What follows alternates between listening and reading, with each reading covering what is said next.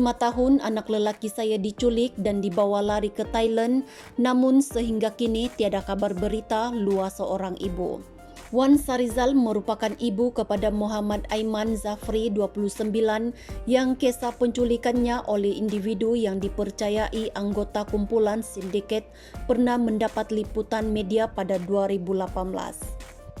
Pelbagai usaha dilakukan bagi mengesan anaknya itu termasuk mencari di serata tempat di selatan Thailand.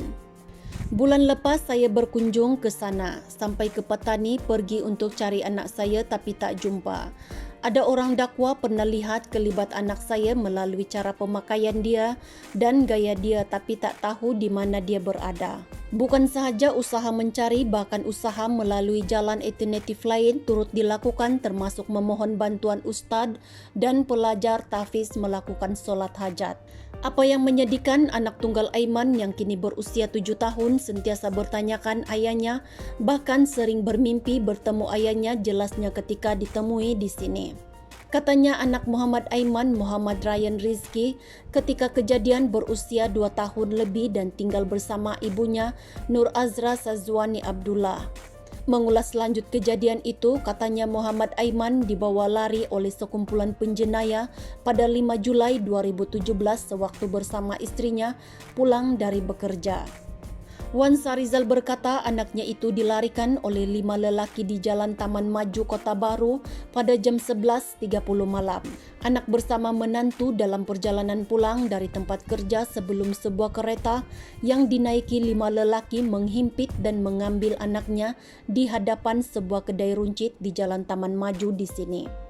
Kumpulan terbabit mengambil Aiman menaiki kereta jenis Kia berwarna hitam dan meninggalkan istrinya di jalan berkenaan. Seminggu selepas itu, kumpulan terbabit meminta wang tebusan berjumlah 50,000, namun keluarga saya hanya dapat membayar 22,000 katanya. Wan Sarizal berkata pembayaran pertama berjumlah 20,000 dibuat pada 14 Julai 2017 dengan meletakkan duit berkenaan di satu perhentian bas di Batu Karang Rantau Panjang sekitar jam 5 petang. Selang beberapa hari, penjenayah meminta wang lagi sejumlah 5,000, namun dia hanya mampu menyediakan 2,000 dengan memasukkan wang berkenaan melalui akaun bank milik istri salah seorang rakan Muhammad Aiman. Kesemua panggilan meminta wang tebusan itu menggunakan nombor telefon Thailand, namun selepas membayar wang yang diminta, sehingga kini mereka tidak menghantar Aiman seperti yang dijanjikan, jelasnya lagi.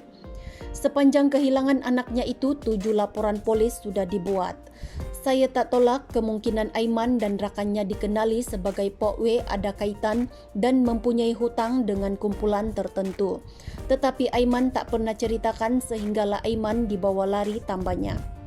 Pada waktu itu, pihak polis membuka siasatan dan mengesan seorang lelaki yang dikenali sebagai pokwe yang merupakan suspek utama kes culik berkenaan.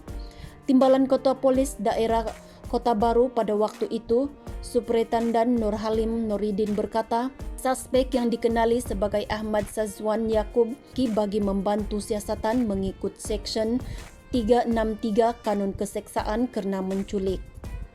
Katanya siasatan lanjut menunjukkan suspek utama itu bersama 4 lagi lelaki membawa mangsa ke Pekan Sungai Golok selepas kejadian itu.